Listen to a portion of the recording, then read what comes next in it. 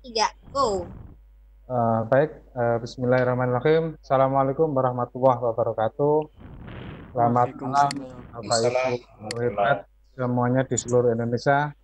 Pada malam hari ini kita bertemu lagi di acara Sadar ke-129. Perkenalkan, nama saya Muhammad Haris dari SMK Muhammadiyah 5 Babat, Jawa Timur. Di sini saya sebagai host yang akan membantu mendampingi sekaligus membawakan acara ini. Di tengah-tengah kita sudah ada narasumber kita, yaitu Bapak Agung Maulana MPD, beliau dari SMK PU Negeri Bandung. Namun sebelumnya Bapak Ibu, sebelum pemaparan nanti dimulai, perlu kami ingatkan kembali bahwa Bapak Ibu yang sudah bergabung, Bapak Ibu tidak sendiri, namun karena ini menggunakan website event, sehingga yang terlihat hanya room Bapak Ibu sendiri. Eh, Pada malam hari ini, materi yang akan kita bahas yaitu dengan tema menjadi guru penulis. Nanti saya ingatkan kembali, Bapak Ibu, jika ada pertanyaan atau mungkin sesuatu yang mau didiskusikan, kami persilahkan untuk mengangkat tangan di tombol room Bapak Ibu atau diklik tanda raise hand. Nanti Bapak Ibu akan kami persilahkan untuk memulai jika host sudah mempersilahkan pertanyaannya. Eh, Baik Bapak Ibu, eh, biar tidak terlalu malam, kami persilahkan di sini sudah ada Bapak Agung selaku narasumber. Untuk waktu dan tempat kami persilakan. Silakan Bapak Agung. Ya, terima kasih Pak Aris. Bismillahirrahmanirrahim. Assalamualaikum warahmatullahi wabarakatuh. Waalaikumsalam. Alhamdulillahirrabbilalamin. Assalatu wassalamu ala asrofil anbiya'i wal mursalin wa ala alihi wa sahbihi ajmain. Amma ba'du. Robi sohli sodri wa yasirli amri wa hlul uqdata min lisani yafqahu qawli.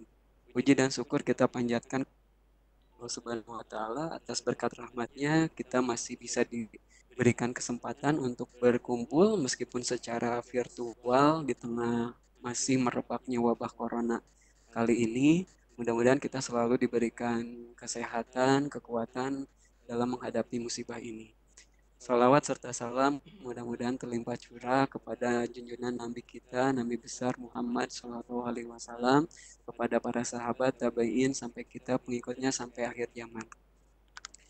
Bapak Ibu yang saya hormati, rekan-rekan panelis, Pak Karis sebagai moderator kita hari ini, dan Bapak Ibu guru semuanya seluruh Indonesia. Hari ini kita akan ngobrol santai berkenaan dengan menjadi guru penulis. Jadi nanti yang akan saya bahas kali ini itu berkenaan dengan lebih ke arah tips dan triknya atau lebih ke arah sharing pengalaman saya selama ini menjadi seorang penulis. Kemudian juga saya tidak menyoroti dari teknisnya, jadi nanti lebih cenderungnya adalah ke arah tips, kemudian juga lebih ke sharing pengalaman saya sebagai penulis juga. Ini yang akan kita bahas kali ini. Nanti silakan kalau ada teman-teman mau sharing, mau bertanya juga nanti di akhir sesi kita buka sesi tanya jawabnya. Sebelum kita mulai, perkenalkan diri saya dulu. Yang pertama adalah nama saya Agung Maulana. Sehari-hari saya adalah seorang guru di SMK PU Negeri Bandung. Jadi negerinya itu setelah namanya biasanya kan SMKN, kalau ini namanya SMK PU negerinya di belakang SMK PU Negeri Bandung. Saya guru produktif pendidikan teknik sipil. Baru 1 tahun di SMK PU. Selama ini saya lebih banyak pengalamannya itu kurang lebih 12 tahun menjadi guru matematika di SMP Asalam Bandung. Jadi lebih banyaknya saya mengajar matematika sebetulnya pengalamannya. Karena S1 saya di Teknik Sipil, S2 saya di Pendidikan Matematika. Jadi ada kesinambungan juga. Yang keduanya saya sehari-hari juga sebagai edu coach. Edu coach di sini lebih ke arah memfasilitasi untuk pelatihan guru, kemudian berkenaan dengan siswa juga, pokoknya berhubungan dengan pendidikan baik itu dari segi digitalnya, dari apa kemampuan kemampuan guru, kompetensinya, dan saya sih lebih banyak bantunya itu dari segi digitalnya. Yang ketiga juga saya sebagai seorang penulis. Jadi kenapa saya berikan judul menjadi guru penulis itu ya karena memang background saya menjadi guru sekaligus menjadi penulis juga. Artinya juga ini saya sharing di sini teman-teman yang backgroundnya sebagai guru tidak menutup kemungkinan untuk menjadi seorang penulis juga. Nah, untuk jadi penulis ini banyak sebetulnya referensinya, apalagi kita Bapak Ibu guru semua adalah sebagai guru sebetulnya banyak yang bisa kita tuliskan, banyak yang bisa kita buat karya melalui buku. Nah, nanti saya sharing di sini. Yang keempatnya berikutnya adalah saya juga seorang IT business consultant. Jadi selama ini saya bekerja sama dengan Google Gapura Digital dan Womanville juga.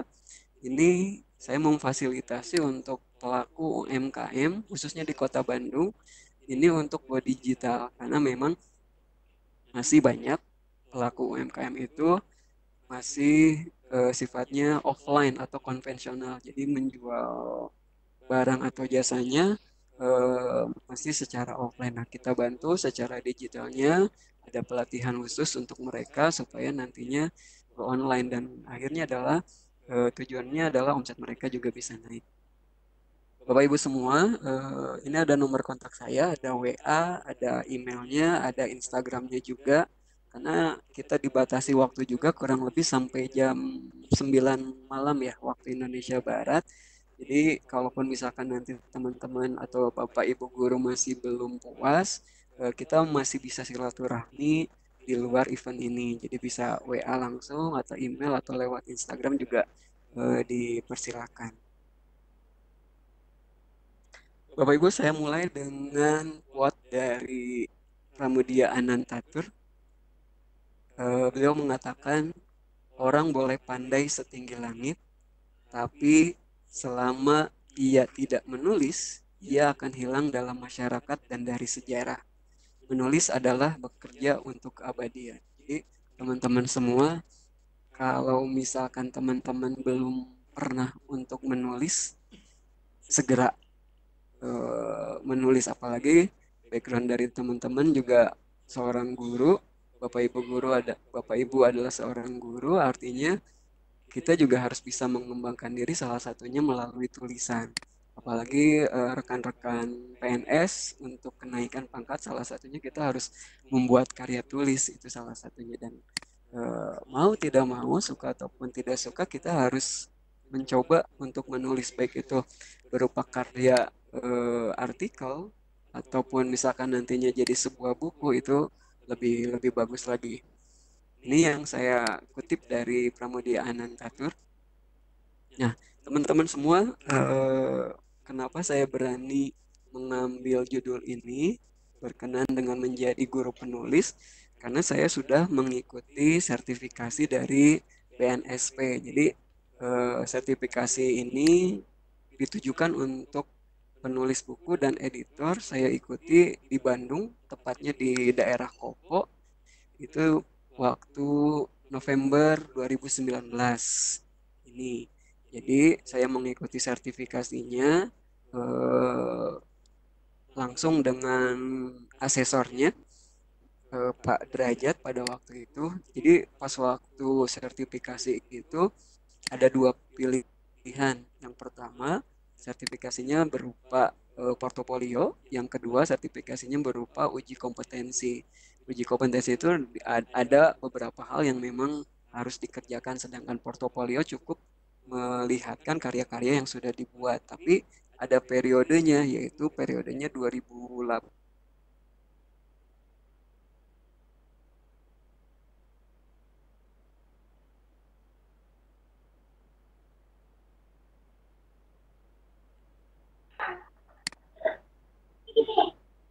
Audionya hilang ya. Halo Pak Agung. Halo Pak Agung. Mengikutinya Pak secara Agung, halo. portofolio. Pak Agung tadi Setelah itu audionya barulah hilang. wawancara Pak asesornya. Jadi Agung, tidak Pak Agung melalui uji maaf. kompetensi karena Pak Agung, halo. maaf tadi audionya hilang. Tadi audionya Bapak Halo. hilang. Masih dengar Cek. suara saya Pak Ada. Agung? Halo, tadi audionya Bapak hilang. Iya, saya dengar. Oh iya, bisa diulang lagi yang mulai dari sertifikat tadi tentang itu tadi Pak. Tadi suaranya Bapak sempat hilang, jadi mungkin bisa diulang sedikit lagi yang ke belakang sedikit tentang sertifikasi itu tadi. Oke. Ya, Nah, silakan dilanjut. untuk sertifikasi, ya terima kasih.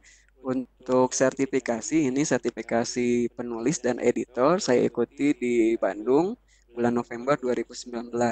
Yang sertifikasi ini ada dua tipe, yaitu uji kompetensi dan portofolio.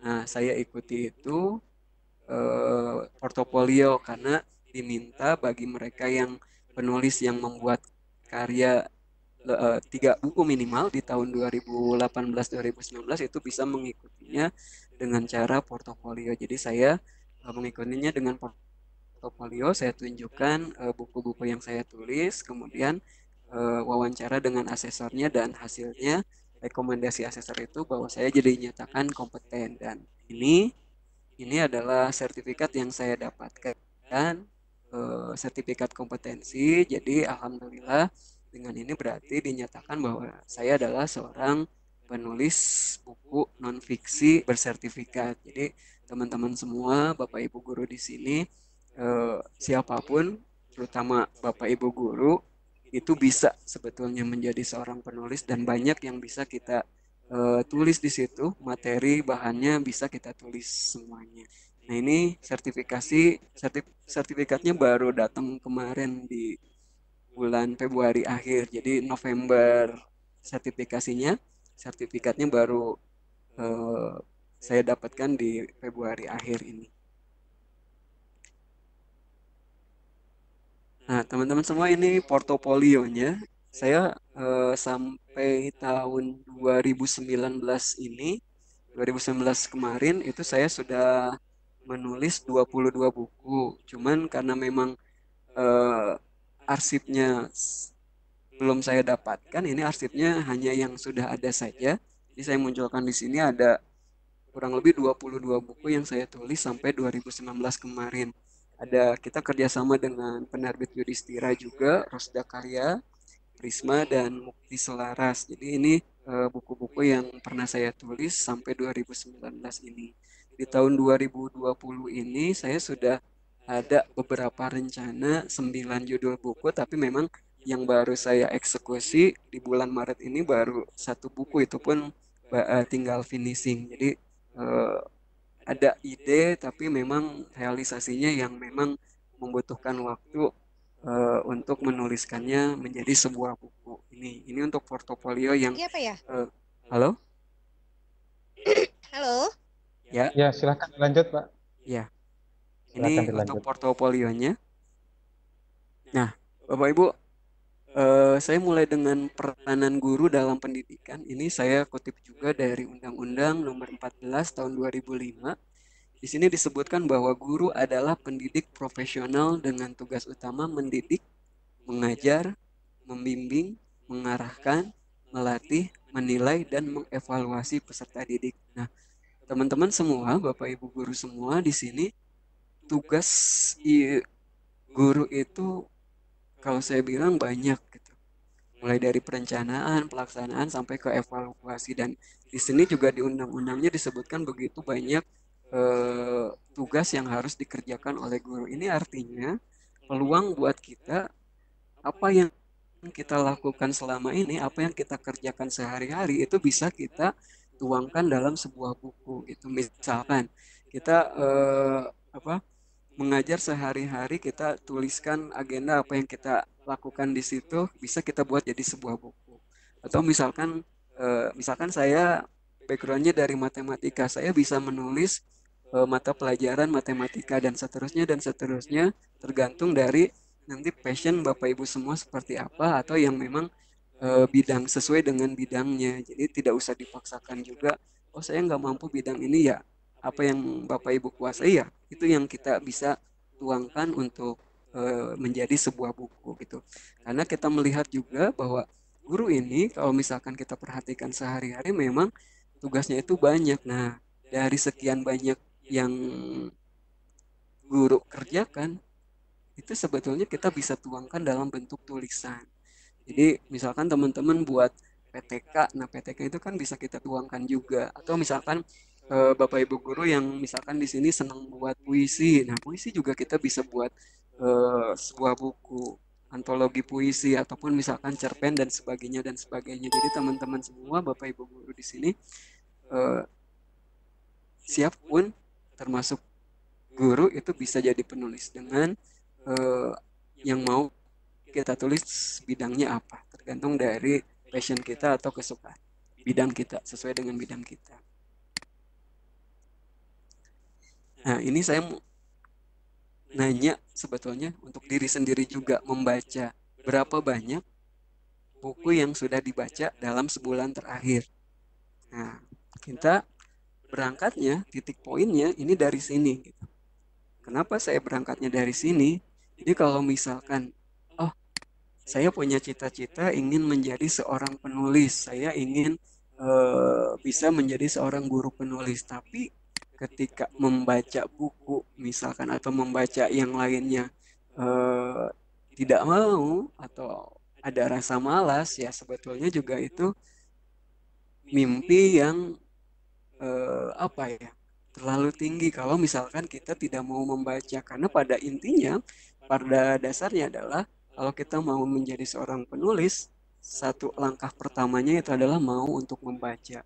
Membaca itu tidak harus dari buku, banyak yang bisa kita baca medianya, baik itu media sosial, media cetak, itu bisa kita baca juga. Nah, pertanyaan saya adalah ini sebetulnya bertanya untuk diri sendiri, berapa banyak buku yang sudah dibaca dalam sebulan terakhir. Nah, kalau saya pribadi itu saya targetkan dalam satu bulan itu saya baca minimal 3 buku gitu dalam satu bulan itu. Syukur-syukur lebih. Jadi kalau misalkan ada event pameran buku itu seperti saya dapat kesempatan emas untuk ngubek-ngubek pameran buku. Jadi di situ banyak buku bagus tapi dengan harga murah. Saya senang banget dengan event seperti itu. Jadi ketika misalkan kemarin juga ada event kalau di Bandung itu sering adanya di Braga. Itu juga saya siapkan dananya, pergi ke sana dapat berapa buku, ya itu yang jadi stok untuk bacaan saya. Jadi teman-teman semua, Bapak Ibu guru, ayo kita mulai untuk membaca, membiasakan untuk membaca, literasinya ditingkatkan. Ya kalau mau jadi penulis, salah satunya langkah awalnya adalah kita mau untuk membaca. Gitu. Nah, pertanyaannya adalah bagaimana cara menjadi penulis. Nah, sebetulnya awal-awal saya juga menjadi seorang penulis itu dimulai dari ketika diminta di sekolah untuk membuat modul berkenaan dengan matematika. Jadi saya buat modul matematika.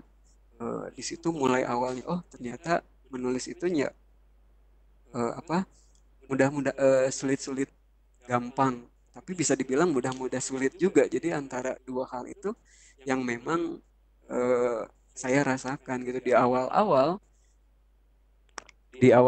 itu saya merasakan kesulitan, tapi dengan banyak referensi, oh seperti ini dan seterusnya, dan semakin banyak kita latihan, itu semakin kita mudah untuk menulis juga gitu.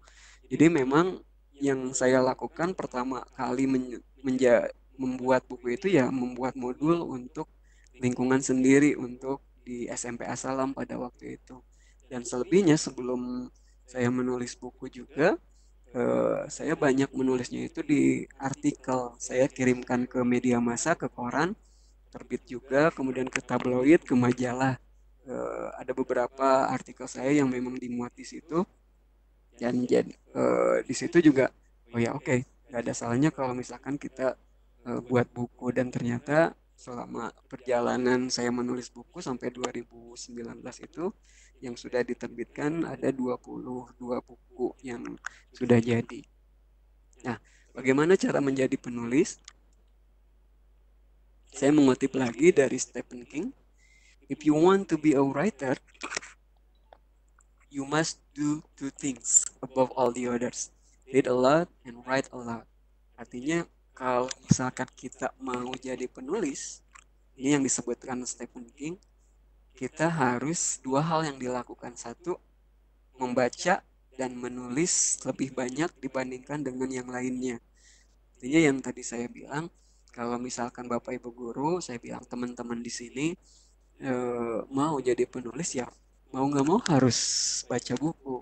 Yang tadi saya bilang juga, saya targetkan tiap bulan itu saya bisa baca buku minimalnya 3 buku yang harus saya baca. Kalaupun misalkan lebih, ya syukur-syukur seperti itu. Tapi dengan target minimal 3 berarti harus tercapai. Kalau lebih, ya alhamdulillah juga. Dan yang keduanya adalah write a lot, menulis lebih banyak. Jadi Bapak Ibu, kalaupun misalkan nggak ke buku dulu, kita mulai misalkan menulis artikel untuk media massa atau misalkan majalah dinding di sekolah, itu nggak jadi masalah juga gitu. Itu masih bentuk karya kita juga. Jadi Bapak Ibu guru, teman-teman semua, dua hal yang harus kita lakukan untuk menjadi penulis, kata Stephen King, adalah baca dan tulis lebih banyak dibandingkan dengan yang lain. Itu menurut Stephen King. Nah, kalau tips dari saya, sebetulnya saya membuat akronim. Akronimnya penulis, PENULIS. Itu yang saya buat, tips untuk menjadi penulis. Kita bahas satu persatu, mulai dari P. Nah, P yang pertama itu adalah pilih tema yang akan ditulis. Jadi teman-teman semua, Bapak Ibu guru, ketika kita memutuskan untuk menulis sesuatu, artinya kita punya bahan atau punya tema yang akan kita tulis. Nah, yang tadi saya sampaikan juga, tidak usah memaksakan, saya nggak bisa membuat puisi, ya nggak usah buat puisi. Bidang Bapak Ibu itu apa? Misalkan saya bidangnya matematika, ya sudah, tulislah yang sesuai dengan bidangnya, ya misalkan matematika gitu. Saya misalkan bisa mudah membuat cerpen, ya berarti tulislah cerpen. Jadi kita bisa tentukan tema yang memang sesuai dengan passion kita, sesuai dengan bidang kita. Kita nggak usah memaksakan, saya nggak bisa menulis ini, tapi tetap maksa, ya itu juga nantinya nggak akan seret juga. Maka yang saya tuliskan di sini pertama adalah pilih tema yang akan ditulis. Jadi teman-teman semua, Bapak Ibu guru, kita harus bisa menentukan, saya mau nulis apa nih, bidang saya apa nih, passion saya di mana. Nah, barulah kita langsung terjun untuk menulis sesuatu. Itu untuk P yang pertama, pilih tema yang akan ditulis. Yang kedua, itu adalah ekstra membaca buku. Jadi kalau misalkan teman-teman, Bapak Ibu guru semua masih belum konsisten untuk baca buku selama ini, ya mulai dari sekarang dimunculkan gitu. Yang misalkan nggak pernah baca buku selama ini, hanya misalkan baca WA saja, nah sekarang mulai dari buku yang sederhana dulu. Misalkan, oke, target saya 1 buku 1 bulan, itu nggak apa-apa itu. Jadi misalkan, karena kita mau menumbuhkan dulu budaya bacanya. Biasanya kalau kita paksakan langsung targetnya misalkan pengen 3 buku per bulan, ya 1 buku aja kadang juga agak susah. Nah, ini yang harus kita perhatikan juga. Ekstra membaca buku di sini artinya, ini penyakit saya, mudah-mudahan teman-teman juga nggak terjadi seperti ini. Itu adalah kurang konsisten. Konsisten dalam artian, misalkan target saya 3 buku per bulan.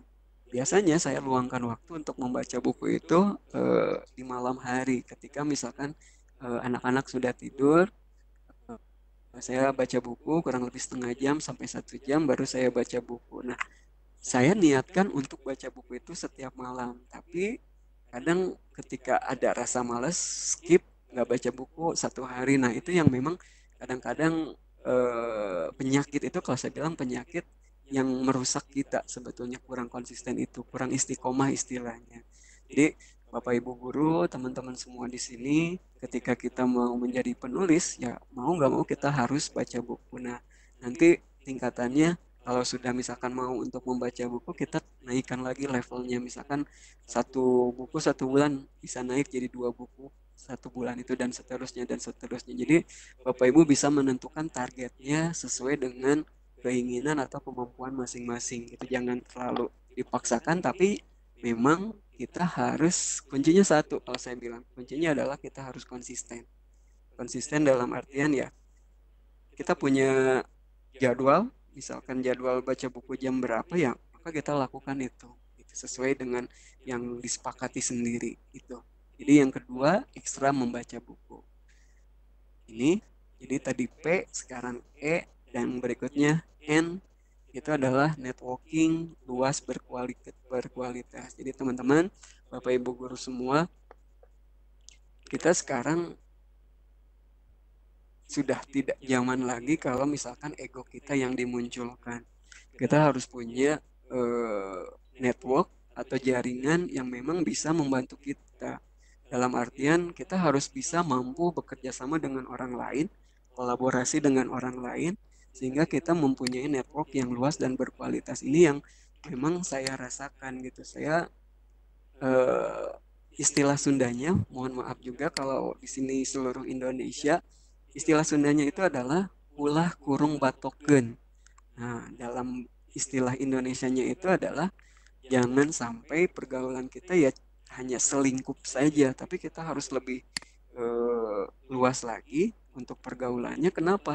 Dengan banyaknya kita silaturahmi, Rasulullah juga bilang itu yang pertama bisa memanjangkan umur, yang kedua adalah meluaskan rezeki kita gitu. Nah, di sini yang saya maksud di networking ini, teman-teman perbanyak atau perluas jaringan ya teman atau sahabat atau seperti apa, karena ini memang membantu kita ke depannya. Termasuk misalkan ketika saya menulis buku itu lebih seringnya itu dapat orderan untuk menulis buku dari teman. Misalkan Kang bisa nulis buku ini enggak gitu, ini deadline-nya 1 bulan harus selesai gini gini gini. Nah, dari situ kan kita oh oke, saya nulis buku, ada pesanan dari teman, ada order dari teman, dari penerbit si A gitu, misalkan seperti itu. Nah, berarti kan dengan silaturahmi ini itu bisa memperluas rezeki kita. Jadi teman-teman semua, eh,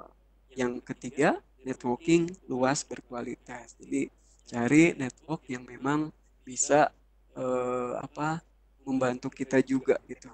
Dan kita yang lebih penting adalah kita bisa menghadirkan manfaat untuk banyak orang. Itu yang paling penting juga, bahwa kita selain eh, apa, dapat keuntungan, kita juga harus memberikan manfaat untuk orang lain gitu. Yang ketiga, N. Yang berikutnya adalah U. U itu adalah utamakan berlatih menulis. Jadi teman-teman semua, Bapak Ibu guru semua, yang namanya kita menjadi seorang penulis, kita perlu latihan. Sama misalkan seorang pemain bola. Pemain bola juga karena bentuknya keterampilan, dia harus berlatih. Kalau tidak berlatih ya kemampuannya akan menurun. Ini sama. Kalau misalkan kita seorang penulis, maka kita juga harus melakukan latihan untuk menulis yang tadi saya bilang. Tidak harus misalkan kita langsung ke menulis buku, misalkan kita bisa menulis artikel untuk tabloid, untuk koran dan sebagainya, itu kita bisa lakukan latihan-latihan seperti itu. Termasuk misalkan kita menulis modul untuk anak didik kita, tapi modul itu memang asli atau benar buatan kita. Itu sebagai bentuk latihan menulis. Nah, nanti next levelnya kita bisa buat buku sebagai hasil karya kita, hasil tulisan kita. Jadi teman-teman semua, yang keempat itu adalah U, utamakan berlatih menulis. Jadi teman-teman kalau mau jadi penulis ya harus latihan dulu. Gitu. Biasakan ini untuk berlatih menulis yang tadi. Misalkan, oh saya mau coba buat puisi, ya berarti coba dulu untuk bikin puisinya. Nah, biar nanti kira-kira ini udah bagus belum? Nah, nanti kita juga akan bisa menilainya kalau misalkan dengan banyak berlatih itu, ini kurang ininya, ini diksinya atau pemilihan katanya masih kurang bagus. Nah, ini bisa diganti lagi, direvisi lagi gitu. Jadi butuh waktu untuk berlatih menjadi seorang penulis. Itu yang keempat, U. Kemudian yang kelima adalah L, luangkan waktu untuk menulis. Jadi teman-teman semua, Bapak Ibu guru, jangan sampai menulis itu jadinya nanti aja kalau sudah tidak sibuk, nanti aja kalau misalkan waktunya luang dan seterusnya dan seterusnya. Jadi selalu ada alasan, saya waktunya sibuk, belum ini, belum itu dan seterusnya, nggak sempet juga buat nulis dan segala macamnya. Kenapa? Karena memang teman-teman tidak memprioritaskannya, tidak memberikan apa porsi waktu buat menulis. Nah, jadi kalau misalkan kita semua orang diberikan waktu 24 jam sehari, 7 hari dalam seminggu, semuanya sama. Tapi kalau misalkan kita lihat, ada orang yang biasa-biasa, ada orang yang bisa luar biasa. Karena memang mereka yang luar biasa itu bisa memanfaatkan waktunya secara berkualitas. Nah, maka di sini teman-teman semua kalau mau menulis ya luangkan waktunya. Artinya kita punya porsi untuk menulis kapan misalkan. Ini yang saya lakukan juga. Biasanya saya tidur jam 11 malam atau jam 12 malam. Anak-anak tidur biasanya jam 9. Nah, di sela waktu jam 9 sampai jam 12 malam itu saya luangkan waktu untuk menulis dan membaca. Jadi saya di situ eh, bisa menulis buku itu ya di situ. Dan bayangkan kalau misalkan kita menulis di rumah, kita sudah berkeluarga, anak-anak kan senengnya juga main, apalagi kalau masih kecil. Kita baru pegang laptop, kita baru mau menulis ngetik satu huruf saja udah diajak main atau udah ingin ini, ingin itu. Nah, itu yang memang saya rasakan juga. Gitu. Nah, maka saya ambil meluangkan waktu, porsinya adalah saya buat tulisan itu di jam 9 malam ketika anak-anak sudah tidur sampai jam 12. Jadi kadang juga jam 11. Jadi saya istirahatnya juga cukup jam adzan subuh sudah bangun lagi, sudah fresh lagi, 6 jam cukup untuk tidur juga. Jadi memang teman-teman semua eh, luangkan waktunya. Jadi jangan sampai yang biasa terjadi itu adalah nanti saja kalau waktunya senggang. Artinya itu adalah sisa waktu. Tidak diporsikan waktunya mau mau jam berapa, itu yang memang kalau saya bilang itu agak keliru. Jadi yang kelima ini adalah luangkan waktu untuk menulis. Terserah nanti jadwalnya, terserah teman-teman mau jam berapa, itu teman-teman yang paling tahu, yang paling paham keadaannya teman-teman semua, Bapak Ibu guru di sini. Jadi nanti kalau saya jam 9 ya karena keadaannya seperti itu. Tapi kalau misalkan teman-teman eh, keadaannya beda lagi, jadi kan teman-teman bisa tahu kapan bisa meluangkan waktunya untuk menulis seperti itu. Yang keenam adalah I, yaitu adalah ide tuangkan dalam tulisan. Nah, ini yang sering saya rasakan, itu ide itu munculnya nggak bisa bisa kapan saja gitu maksudnya. Kadang ketika kita dalam perjalanan di kendaraan, di mobil, kadang ide terbesit begitu saja. Atau misalkan mohon maaf ketika kita sedang di kamar mandi juga terbesit ide dan seterusnya. Nah, ide yang muncul itu kalau misalkan kita tidak tuliskan atau kita tidak rekam, itu biasanya suka menguap begitu saja. Kadang ketika kita berpikir lagi, apa ya? Tadi saya udah dapat ide, tapi apa ya, suka lupa seperti itu. Maka saya sarankan kalau udah dapat ide, tuangkan dalam tulisan. Dalam tulisan ini tidak harus selalu misalkan kertas dan pulpen, bisa kita masukkan ke note di handphone atau misalkan kita bisa voice note dan seterusnya dan seterusnya. Ini bisa kita manfaatkan teknologi. Jadi teman-teman, saya yakin juga teman-teman itu HP itu sudah menjadi teman hidup, sudah jadi kebutuhan hidup. Hampir setiap hari pegang HP. Maka ketika kita punya ide atau dapat ide tak apa tidak terduga, langsung bisa direkam di HP-nya, bisa lewat tulisannya atau misalkan lewat voice juga kita catat di situ. Jadi ketika kita dapat ide langsung tangkap, jangan sampai menguap lagi, jangan sampai kabur lagi. Karena ketika mau dipikir-pikir lagi itu agak susah lagi, apa ya yang tadi difikirkan. Nah, itu yang sering saya alami juga. Nah, tapi ketika saya coba untuk ketika dapat ide, saya ambil keywordnya atau kata kuncinya, saya tuliskan sedikit, baru nanti dikembangkan ketika sudah sampai ke rumah, misalkan. Nah, seperti itu. Jadi ada ide sekecil apapun, kita tuliskan dulu. Jangan sampai menguap, jangan sampai hilang begitu saja. Itu yang keenam untuk I. Terakhir yang ketujuh itu adalah S, siapkan mentor terbaik. Jadi teman-teman semua, Bapak Ibu guru, kita juga ketika mau menjadi seorang penulis yang mungkin Bapak Ibu belum pernah sama sekali, kita juga harus belajar kepada orang lain. Nah, kalau saya bilang ini adalah mentor. Jadi teman-teman semua, Bapak Ibu guru semua, di sini ketika kita mau jadi seorang penulis, teman-teman bisa belajar dari siapapun gitu, terutama yang memang pengalaman menulisnya itu lebih dari kita. Kita bisa nanya, ini gimana tipsnya, gimana caranya, bisa nggak kalau misalkan kayak gini dan seterusnya dan seterusnya. Dan kalaupun misalkan eh, kita dikasih saran ataupun misalkan masukan, ya kita terima juga itu sebagai bahan pembelajaran kita. Ini saya lakukan juga dulu, punya ada komunitas di sebuah rumah itu, kita semuanya eh, di satu ruangan, silakan nulis artikel gini gini gini. Di awal-awal juga saya nulis nulis nulis nulis, kemudian ada mentornya di depan, ketika dibaca ini apa tulisannya seperti ini, ada kritik, ada saran yang membangun, ya dari situ oh oke, berarti ini memang harus dirubah dan seterusnya dan seterusnya. Dan mentor juga, eh, teman-teman harus mau untuk belajar, artinya mau belajar seperti ini, oke, mau misalkan nanti ikut seminar, ikut pelatihan juga itu belajar juga. Jadi teman-teman harus apa ya, diusahakan punya mentor yang memang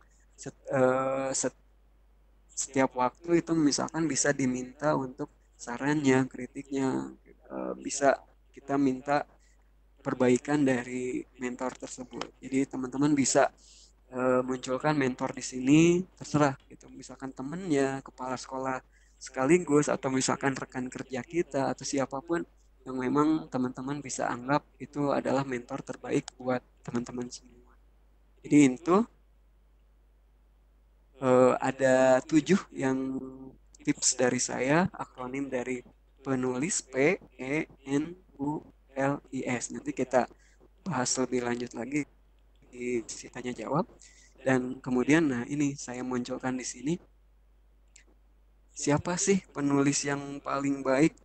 Nah, penulis yang bagus itu adalah mereka yang mulai untuk menulis. Mereka start dari sekarang memulai tulisannya. Jadi jangan sampai idenya hanya sebatas ide tapi tidak ada realisasi, tapi mulai dari sekarang dituliskan apa yang memang ingin disampaikan ke masyarakat, ingin disampaikan kepada siswanya, mulai gitu. Jadi penulis yang baik itu adalah yang memulai tulisannya, start dari sekarang. Itu yang saya tekankan di situ. Nah, ini juga saya ambil lagi kutipan dari Walt Disney. Walt Disney, pasti teman-teman udah tahu Walt Disney. Dia bilang, the way to get started is to quiet talking and begin doing. Jadi, cara untuk memulai itu adalah berhenti bicara dan mulai melakukan. Jadi, selama ini kan, oh saya punya ide gini gini gini terus gitu dan seterusnya, banyak bicara tapi istilahnya apa ya, NATO, no action talk only. Nah itu yang memang kadang ya karyanya jadinya nggak ada, hanya sebatas ucapannya saja. Maka teman-teman semua, yang Walt Disney dia bilang kalau mau mulai ya sudah, stop bicaranya, langsung action gitu, begin doing. Jadi lakukan dibandingkan dengan banyak bicara gitu. Dan walaupun misalkan seperti saya pun sekarang bicara terlalu lama juga memang cangkel juga, cangkel itu gitu, pegel juga gitu nih. Nah ini teman-teman, saya sedikit promo sedikit, saya punya program Odading Ini adalah program One Day Digital Training. Di situ adalah mencakup untuk meningkatkan kompetensi digital guru. Jadi teman-teman nanti Bapak Ibu guru kalau misalkan kita silaturahmi lagi, misalkan ini mau diangkat lagi, ya nggak apa-apa. Nanti kita kerjasama berkolaborasi. Saya punya program Odading One Day Digital Training, tujuannya adalah untuk meningkatkan kompetensi digital Bapak Ibu guru, itu tujuan utamanya. Nah, ini dibahas sekilas saja itu. Terima kasih, itu pemaparan dari saya. Saya lebih senangnya kalau nanti kita lebih banyak diskusi. Ini Instagram saya, ini email saya. Nanti Bapak Ibu, teman-teman semua silakan boleh DM, boleh kirim email juga. Mau sharing silakan juga. Itu sekian dari saya. Terima kasih untuk perhatiannya. Belum saya tutup, saya kembalikan dulu ke Pak Haris untuk moderatornya. Silakan Pak Haris. Terima kasih Pak Agung Maulana. Demikian tadi pemaparan dari narasumber kita, luar biasa tadi sudah disampaikan mulai dari tahap-tahap awal bagaimana pengumpulan ide, nanti bagaimana meluangkan ide, bagaimana. Halo Pak Muhammad Haris. Ya, Halo Pak Muhammad Haris. ya, dari mana Ya. Bapak? Oh ya, suaranya agak tadi terputus. Ayo, lanjut Pak. Lanjut. Oke, maaf ya, karena di sini memang barusan hujan deras, jadi mungkin agak ada gangguan jaringan sedikit. Baik Bapak Ibu, kami persilahkan untuk sesi yang berikutnya. Ini adalah tanya jawab atau diskusi atau yang lainnya. Kami ingatkan kembali Bapak Ibu yang mau bertanya, silahkan ditulis chat di kolom chat, ditujukan ke semua all presenter atau all penalis. Kemudian bagi Bapak Ibu yang ingin menanyakan langsung bisa memilih tombol raise hand agar nantinya kita bisa mempersilahkan untuk menanyakan langsung. Di sini Pak Agung ada beberapa pertanyaan dari teman kita. Saya bacakan pertanyaan dari Bapak Novan Mulyana. Beliau menanyakan begini, bagaimana agar siswa gemar membaca karena anak sekarang susah untuk membaca. Nah, ini sekiranya pertanyaan yang sering kita alami mungkin sebagai Bapak Ibu guru. Tidak hanya siswa kita, kadang anak kita sendiri juga demikian. Nah, ini bagaimana tanggapan Pak Agung Mulyana? Kami persilakan Pak Agung untuk menjawab. Ya, halo Pak Agung. Halo Pak Agung. Oh iya Pak. Oh iya. Ini menurut pengalaman saya. Ya, halo, ada? Halo.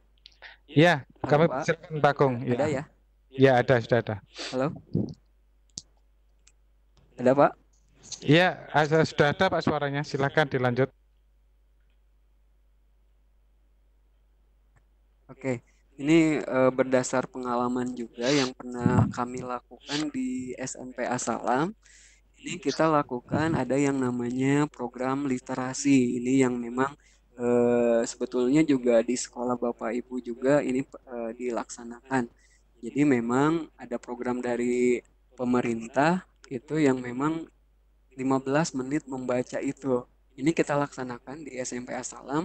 Kita mempunyai program, jadi di SMP Asalam yang kita laksanakan itu adalah anak-anak masuk jam 7. Jam 7 itu kita laksanakan adalah doa pagi dulu, kurang lebih 15 menit, doa pagi dan seterusnya. 15 menit kemudian itu adalah program literasi dengan membaca 15 menit. Jadi di sekolah kita sediakan pojok baca, semua disediakan buku-buku, termasuk salah satu bukunya itu adalah komik, kemudian ada novel juga, itu disediakan oleh pihak sekolah. Jadi nanti siswa itu sebetulnya di siswa itu mereka kalau punya buku sendiri yang ingin dibawa ke sekolah silakan, tapi dari pihak sekolah juga memfasilitasi buku-buku yang ingin dibaca oleh siswanya, mulai dari komik dan sampai ke bahan bacaan yang memang berhubungan dengan pelajaran. Dan Di situ kita biasakan setiap hari itu 15 menit ada baca buku dulu gitu. Nah, gimana program ini bisa berhasil? Yang pertama, kalau misalkan literasi ini hanya sasarannya kepada guru, itu biasanya suka gagal. Kenapa suka gagal? Karena gurunya tidak dilibatkan. Maka program literasi itu bagusnya libatkan semua guru, semua siswa. Kenapa? Guru itu menjadi seorang teladan. Ketika misalkan siswanya melihat, oh Bapak Ibu gurunya juga baca ya, saya juga baca. Nah itu jadi teladan di depan. Jadi kita di SMP Asalam itu kita sama-sama bacanya di lapangan. Anak-anak sudah siap dengan bukunya masing-masing. Bapak Ibu gurunya pun semuanya bawa buku masing-masing. Jadi setelah doa pagi, 15 menit kemudian itu kita baca buku sama-sama. Itu yang pertama triknya. Kemudian yang kedua, dalam 5 hari itu Senin sampai Jumat kita tidak 5 hari itu membaca buku total. Jadi ada waktu misalkan di hari Rabu itu adalah kita kedepankan beberapa siswa, biasanya sih 3 orang siswa untuk resensi buku. Jadi mereka sudah baca apa nih? Kita tampilkan di depan. Jadi mereka bicara di depan di hadapan teman-temannya. Misalkan dia baca buku judulnya A, dia ceritakan ini judulnya, ini penerbitnya, ini dan seterusnya, penulisnya ini, dia ceritakan isinya, dia buat resensi, tapi dibacakan di hadapan teman-temannya dan pihak sekolah pun menghargainya. Misalkan kita kasih voucher untuk jajan di kantin misalkan 15.000. Nah, seperti itu. Mereka pun ketika tampil di depan lebih semangat dan yang lainnya ketika lihat temannya tampil di depan, mereka pun jadi terpacu untuk oh saya harus tampil di depan nih nanti Rabu depan. Dan seterusnya itu trik yang kedua. Dan trik yang ketiganya juga sekolah harus mau memfasilitasi bacaan-bacaan untuk siswanya. Jadi kita biasanya per bulan atau per triwulan itu suka ada buku-buku yang baru. Jadi di kami itu suka ada pojok bacaan, itu rak buku isinya buku semua. Kita katalog gitu. Misalkan ini untuk bahan bacaan ya, ilmu pengetahuan. Di sebelah sananya misalkan khusus untuk komik dan seterusnya dan seterusnya. Nah, di situ kita juga sirkulasi bukunya jadi jelas gitu. Per triwulan ada buku yang baru dan seterusnya itu kita buat supaya suasananya lebih lebih fresh lagi. Dan yang terakhir itu adalah kita buat laporannya gitu. Jadi anak itu sudah bacanya berapa halaman satu hari itu dia tulis gitu. Kemudian nantinya di akhir semester biasanya kita hargai buat penghargaan bagi siswa yang dalam satu semester itu membaca buku paling banyak karena di situ ada laporannya. Ini dipegang oleh Wakasek Kesiswaan, kemudian dibantu oleh BK dan dibantu oleh wali kelas masing-masing. Jadi 4 yang bisa dilakukan di sekolah seperti itu menurut pengalaman saya pribadi. Kami di sekolah melakukan seperti itu gitu Pak. Ya, baik Pak Agung. Demikian tadi jawaban yang dipertanyakan oleh Bapak Novan Mulyana. Sebelum saya lanjutkan ke penanya melalui chat berikutnya, ini ada Bapak kita yang ingin langsung menanyakan. Beliaunya adalah Bapak Amdi. Halo Bapak Amdi. Halo Bapak Amdi. Minta maaf ini tepat. Oh ya. Oh, maaf. Maaf Ibu Amdi. Ya, silakan Bapak. Ya. Silakan kalau ingin menanyakan langsung kepada narasumber kita. Monggo, Bu. Assalamualaikum warahmatullahi wabarakatuh. Waalaikumsalam warahmatullahi. Saya diberikan kesempatan untuk bertanya. Masalah menulis ini sebenarnya saya paling suka sekali karena kenapa saya katakan demikian? Karena banyak hal-hal yang biasa saya lihat susah untuk saya utarakan secara nisan-nisannya. Kalau ada nisannya itu atau kejadian yang pada waktu itu langsung terekam, langsung saya buatkan tulisan, tapi itu berupa ringkasan dulu. Nanti kalau misalnya cocok tadi yang dikatakan Pak Pemateri bahwa setelah nanti apa setelah pulang dari melihat kejadian itu kita bisa menulis kembali. Artinya sudah ada dari awal itu sudah ada memang kejadian yang sudah kita mau tulis kemudian kita lanjutkan. Yang menjadi masalah Pak, saya itu alhamdulillah di 2018 kan ikut di salah satu media yang membuat buku. Jadi saya ikut di tahun 2018, November 2018. Dikasih waktu menulis itu selama kurang lebih 2 bulan. Dan alhamdulillah saya sudah bisa membuat buku, satu buku. Dan sudah ada ISBN dari Jakarta pada waktu itu.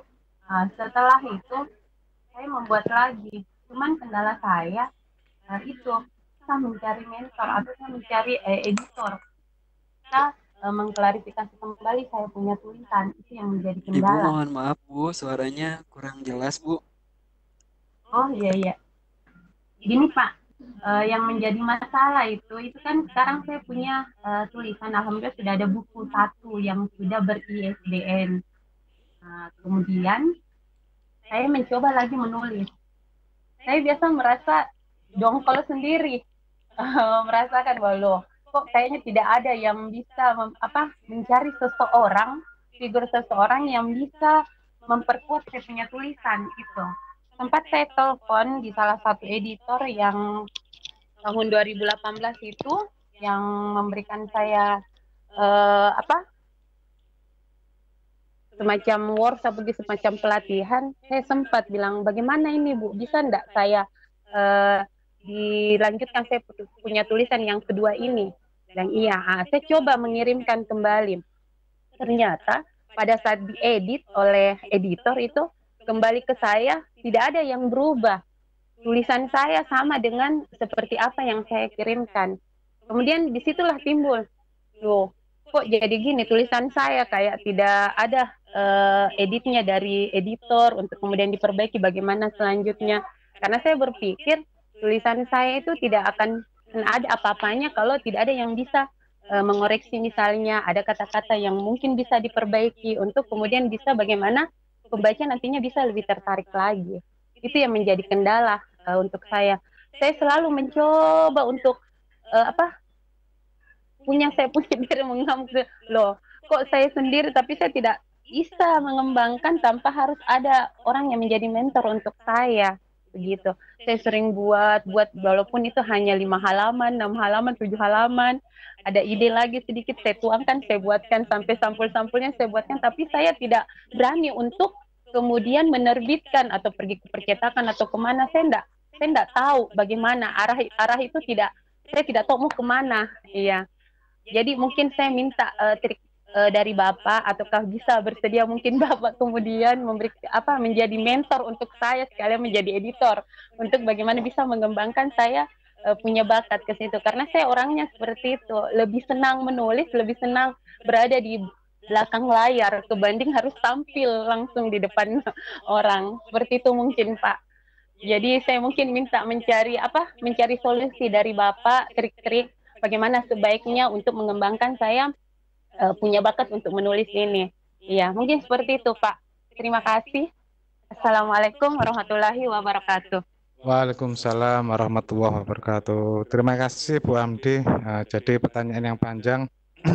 Kesimpulannya punya bakat menulis, tetapi untuk meluangkannya itu ada kendala. Nah, begitu ya kalau tadi saya ambil kesimpulan. Baik Pak Agung, kami persilakan untuk menanggapi pertanyaan dari Bu Amdi tadi.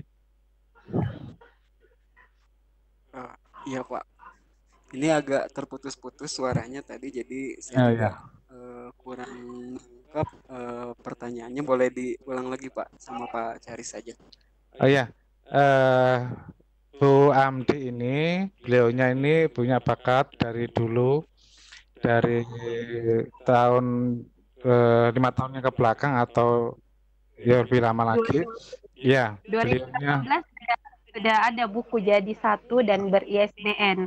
Oh, Yang keduanya saya coba lagi buat, cuma yang editor saya yang sebelumnya itu sempat saya ngomong begitu untuk lanjut kayaknya tidak terlalu di ini, malah saya punya tulisan yang kedua itu tidak diklarifikasi apapun, maksudnya tidak ada yang perbaikan apapun di situ. Jadi saya seolah-olah menganggap bahwa tulisan ini saya tidak ada apa-apanya karena tidak ada yang mengoreksi, karena tidak ditahu juga sampai di mana kekurangan tulisan saya.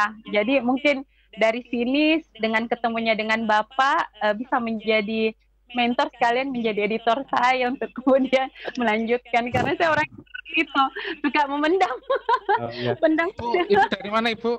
Bu Amdi ini dari mana? Dari Makassar. Oh, dari Makassar. Iya, iya. Ya. Terima kasih pertanyaan tadi. Bagaimana Pak Agung? Apa perlu diulang lagi atau perlu pertanyaannya? Sudah cukup, Pak. Oh ya, ya. Sudah cukup. Tadi Ya, sebenarnya ini enggak. Ya, oke. Ya, ini juga pernah saya alami. Jadi saya pernah menulis untuk salah satu penerbit di Kota Bandung. Ini kejadiannya adalah memang yang benar-benar dia adalah seorang editor, itu tulisan saya itu akan banyak koreksinya pas awal dibuatnya. Jadi ketika saya sodorkan tulisan awalnya, itu ternyata ada coretan-coretan dari editornya, ada yang harus diperbaiki dan seterusnya, maka saya perbaiki gitu. Kemudian berikutnya saya berikan lagi dengan tulisan yang sudah saya revisi. Kemudian ternyata dari editor itu memang masih ada revisi tapi tidak sebanyak dari awal. Nah, itu editor yang memang benar-benar jalan melaksanakan sesuai fungsinya. Tapi saya juga pernah menulis untuk masih sebuah penerbit di luar Bandung. Itu yang terjadi adalah tulisan saya tulis sebuah buku blog masih naskah yang ada. Kemudian saya berikan ke editornya, ternyata dari editornya itu tidak ada revisi sama sekali. Yang saya lihat juga kadang yang typo atau tulisannya yang salah huruf kadang nggak diperbaiki juga, nggak ada perbaikannya. Nah, makanya teman-teman semua, Bapak Ibu semua, ketika kita misalkan mau bekerja sama, memang carilah editor yang memang kompeten di bidangnya. Yang tadi saya bilang, editornya itu adalah yang dia bersertifikasi. Nah, tadi saya sebutkan di awal itu ada sertifikasi khusus untuk editor dan penulis. Jadi kalau misalkan tadi ibunya minta saya menjadi seorang editor, nah sebetulnya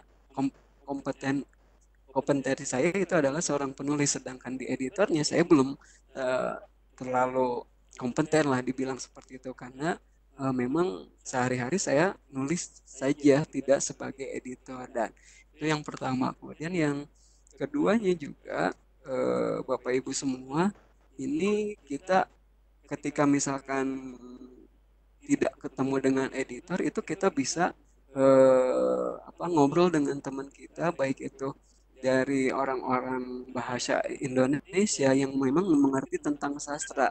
Mereka bisa tahu, oh ini diksi atau pemilihan katanya yang bagus itu seperti ini isinya tidak harus seperti itu. Itu juga biasanya saya lakukan sama rekan kerja kalau misalkan saya belum masukkan naskah saya ke penerbitnya. Tapi Bapak Ibu, sekali lagi kita nyari editor itu memang yang benar-benar kompeten sesuai dengan fungsi dari editor itu. Biasanya editor yang bagus itu ada di penerbit-penerbit yang memang bisa dibilang ya penerbit yang bagus gitu. Jadi Bapak Ibu, ketika kita misalkan punya tulisan, bagusnya sih kita masukkan ke penerbit yang memang bagus untuk kalau mau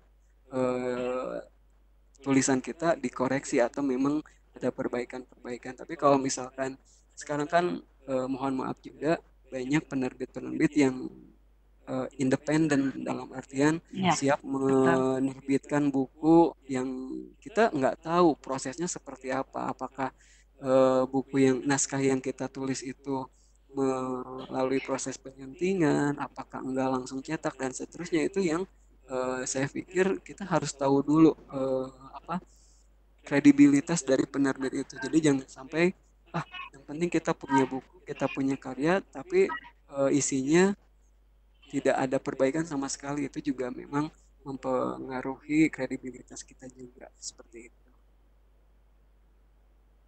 Oh iya.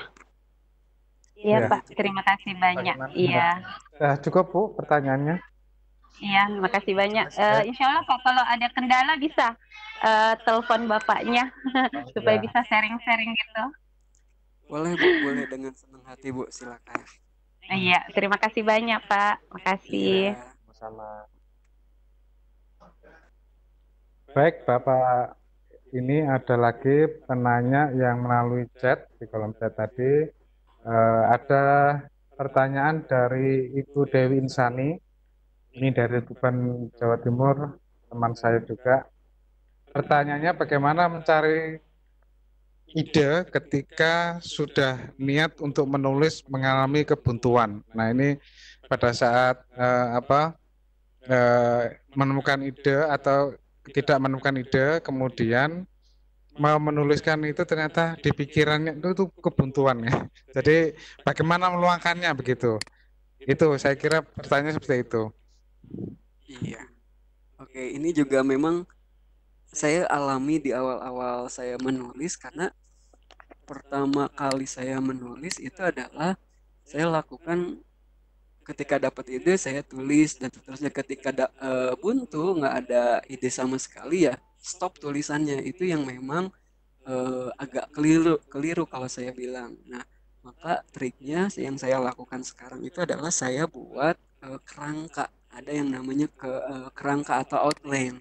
Jadi ketika misalkan kita sudah dapat temanya, saya mau nulis misalkan buku matematika untuk kelas 7 SMP. Berarti kan di situ temanya seperti itu, bukunya tentang buku matematika. Kemudian yang saya lakukan adalah saya buat kerangkanya dulu. Misalkan bab 1 ini saya tuliskan dulu kerangkanya. Nah, jadi ketika misalkan mau menuliskannya, itu saya lihat kerangka itu. Oh, ini tentang ini, nanti nyambungnya ke subbabnya itu adalah ke sini. Jadi dengan kerangka itu adalah sebagai acuan kerja kita untuk menulis. Jadi nantinya ketika misalkan kita mengalami kebuntuan, kita lihat lagi ke kerangkanya, balik lagi ke outline-nya. Oh, ini harusnya seperti ini gitu. Dan memang yang saya rasakan di awal-awal ya seperti itu. Kadang ketika buntu ya sudah. Kadang jadinya yang buku misalkan harus selesai dalam waktu 1 bulan atau 2 bulan, kadang molor sampai 3 bulan lamanya dan seterusnya. Itu yang kalau misalkan kita belum punya kerangka. Jadi ketika kita mau memulai untuk menulis, kita buat dulu kerangkanya atau outline-nya, kita siapkan semuanya. Jadi nanti termasuk nantinya sumber referensinya mau dari mana nih ngambilnya. Ini jadi kenapa juga tadi saya bilang saya senang ketika ada pameran buku. Nah itu jadi saya juga ini misalkan saya harus butuh buku ini, nanti ketika ada ke toko buku atau ke pameran buku saya harus cari judul ini dan gitu. Sudah punya list supaya nanti saya dapat referensi, saya bisa dapat ide ketika mau menulis buku itu gitu. Jadi ya Bapak Ibu semua ketika mengalami kebuntuan, ya langkah pertama sebelum menulis itu buat dulu kerangkanya atau outline-nya. Yang kedua, Bapak Ibu, dari sekarang itu kita harus melek informasi. Dalam artian yang tadi saya bilang juga di awal, Bapak Ibu semua harus mau untuk membaca buku. Karena biasanya ketika kita mau menuliskan sesuatu, biasanya recall. Recall itu dalam artian, ini dulu pernah baca ini, tinggal nanti bisa referensinya cari tambahannya di internet atau buka buku lagi dan seterusnya. Jadi kita bisa dengan banyaknya pengalaman kita membaca buku, mencari informasi, melihat berita dan seterusnya, itu otomatis sebetulnya masuk ke perbendaharaan informasi yang ada di kita. Jadi saya bilang ketika misalkan untuk di awal harusnya disiapkan dulu outline-nya, dan ketika misalkan di tengah-tengah tetap buntu ya kita refresh dulu gitu, karena biasanya seorang penulis pun mengalami kejenuhan. Ada yang namanya titik jenuh, ketika sudah mandek ya udah nggak bisa dipaksakan apa-apa. Cuman jangan sampai si mandeknya itu atau buntunya itu berkelanjutan. Misalkan cukup sehari, berikutnya udah siap lagi untuk melanjutkan dan seperti itu, Pak. Ya, baik, Bapak. Itu tadi trik-trik bagaimana supaya tidak mengalami kebuntuan seperti yang ditanyakan oleh Ibu Dewi tadi. Ya, mungkin kalau saya sedikit menambahkan, ya, mungkin dengan melihat suasana sekitar, mungkin dengan melihat kejadian sekitar itu sudah menjadi bahan ide kita, minimal begitu, Bapak ya. Iya, betul, Pak. Oke. Kita lanjutkan untuk penanya berikutnya. Ini masih ada beberapa pertanyaan lagi ini, Pak. Oh, Ada lagi pertanyaannya. Dari Ibu Herlina, ini menanyakan siapakah mentor terbaik? Kalau boleh tahu siapa mentor terbaik dari Bapak Agung Maulana ini? Menanyakan seperti itu, Pak. Monggo, mungkin ya, bisa ditanggapi langsung. iya. Kalau saya mentor terbaiknya itu pas awalnya di komunitas, jadi memang beliau adalah dosen di Uninus, di Universitas Islam Nusantara di Bandung. Jadi memang karyanya juga banyak. Beliau apa punya rencana untuk mengumpulkan orang-orang, kemudian sharing ilmu yang diperolehnya. Nah, dari situ saya belajar awalnya dari situ. Jadi saya tahu gimana menulis, kemudian pemilihan kata atau diksinya yang betul seperti apa yang tidak harus dimasukkan. Nah, itu yang memang dari situ saya belajar itu untuk awalnya. Kemudian di perjalanan pun ketika saya bekerja sama dengan sebuah penerbit di Kota Bandung, lumayan penerbit besar juga.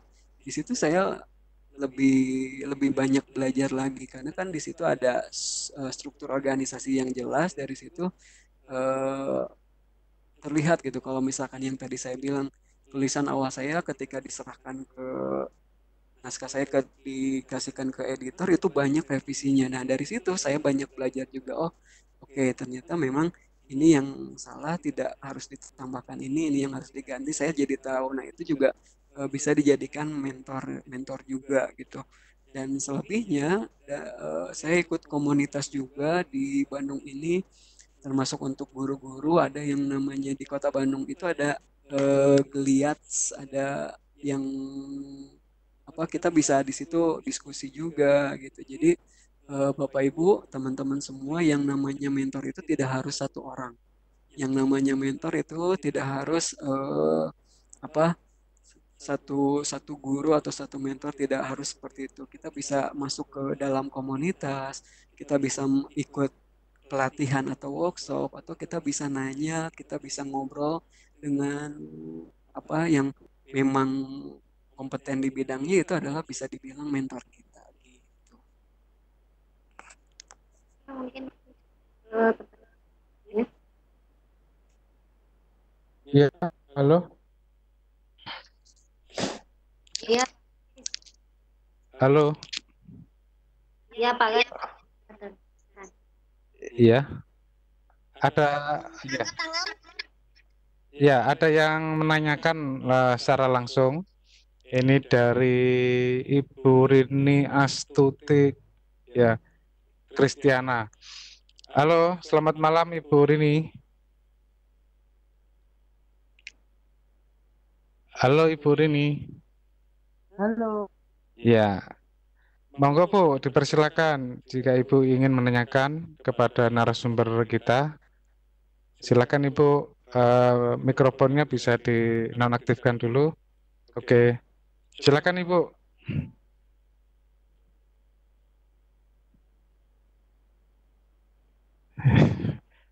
Halo Ibu. Halo Ibu Rini. Halo Ibu Rini Astuti, monitor. Mungkin Oh ya. Oh, mungkin beliaunya mungkin kepencet tangan raise-nya mungkin itu. Jadi kita lanjutkan ke pertanyaan berikutnya dari ini ada Pak Novan Mulyana ini menanyakan lagi. Pertanyaannya, syarat-syarat untuk membuat makalah sehingga bisa digunakan untuk naik pangkat itu seperti apa? Jadi beliau ini menanyakan syarat-syarat kenaikan pangkat itu seperti apa, Pak? Begitu. Syarat salah. Ya, halo. Iya, oke. Ya. Iya, halo. Ya, untuk makalah gitu.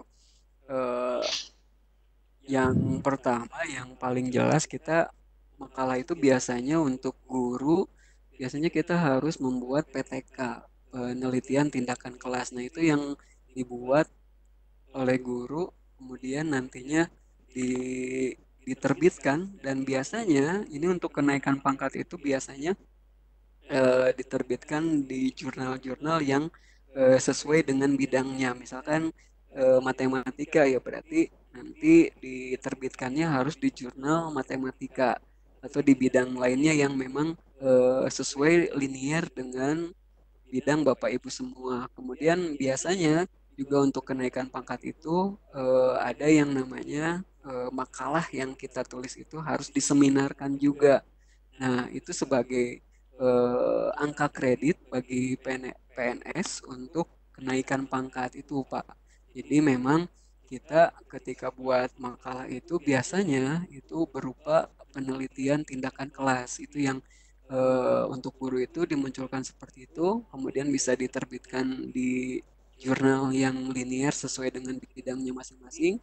Kemudian juga biasanya diseminasi atau diseminarkan di misalkan di kayak di MP bisa, dan seterusnya gitu. Jadi dibuat makalah, diterbitkan di jurnal, kemudian diseminarkan.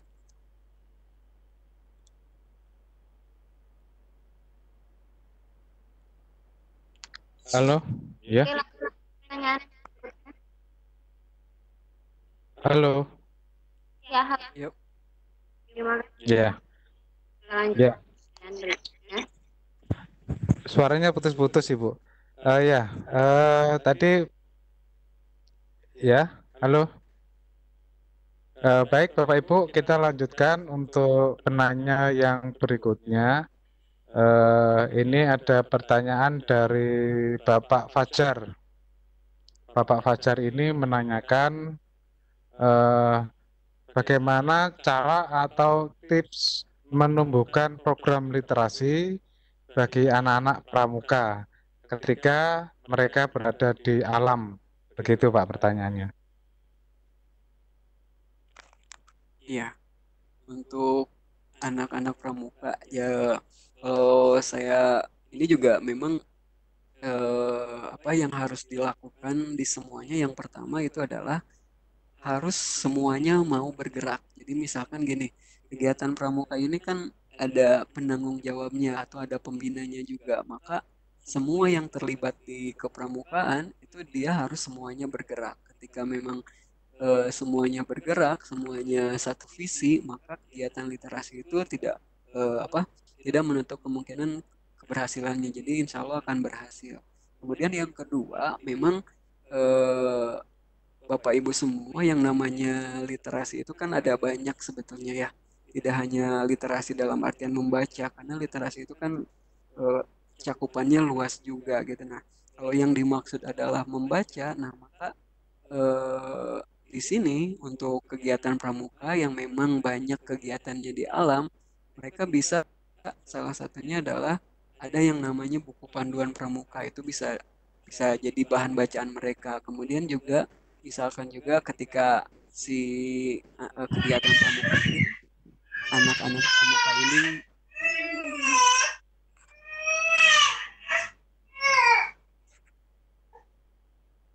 anak-anak pramuka ini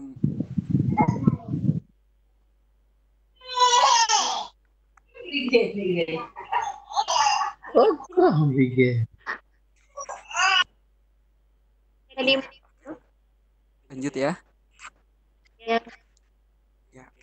Jadi ketika kegiatan pramuka ini banyak kegiatan alam, nah memang seperti itulah. Nah, kita bisa eh, menuliskannya kegiatan mereka, misalkan apa tuh yang buku saku pramuka itu ada ya, buku saku namanya apa lupa saya. Bisa dituliskan di situ, terus kemudian pembinanya atau kakak pembinanya itu bisa meminta mereka apa yang mereka lakukan hari ini misalkan. Nah, bisa dibuat harian seperti itu. Jadi ketika sudah jadi itu bisa dibuat satu buku ke kegiatan mereka harian mereka seperti apa. Jadi seperti itu. Jadi memang pramuka ini kan banyaknya kegiatan lapangan, tapi tidak menutup kemungkinan juga kan ada pendidikan kepramukaan itu yang bisa dimunculkan seperti itu. Baik, Bapak. Tadi sudah ditanggapi pertanyaan dari Pak Fajar. Kita lanjut karena ini saking banyaknya yang nanya nih, Pak. Jadi Bapak mungkin nanti bisa menjawabnya satu persatu. Maaf, Dari Muhammad Iya, Rizko, ini presenter posisinya di Ibu Indah ya? iya. Oh, maaf. Ya, sebentar. Kembalikan ke Oh ya, atau ada ya. keperluan sharing gitu, Pak. Oh gitu. Ya, terima kasih Pak. Terima kasih. Ya, nanti saya rubah dulu. Oh ya, tadi ada perubahan mendadak. Kan sampai screen. Ya, sudah. Pak, saya sudah selesai kok share screen-nya. Oh ya, enggak apa-apa. Oke. Kita lanjutkan dari pertanyaan Bu Herlina tadi. Semangat menulis biasanya turun naik. Ini bagaimana tips Bapak untuk mengatasi masalah ini? Ini turun naik, artinya semangat tidak gitu mungkin. Monggo Pak ditanggapi.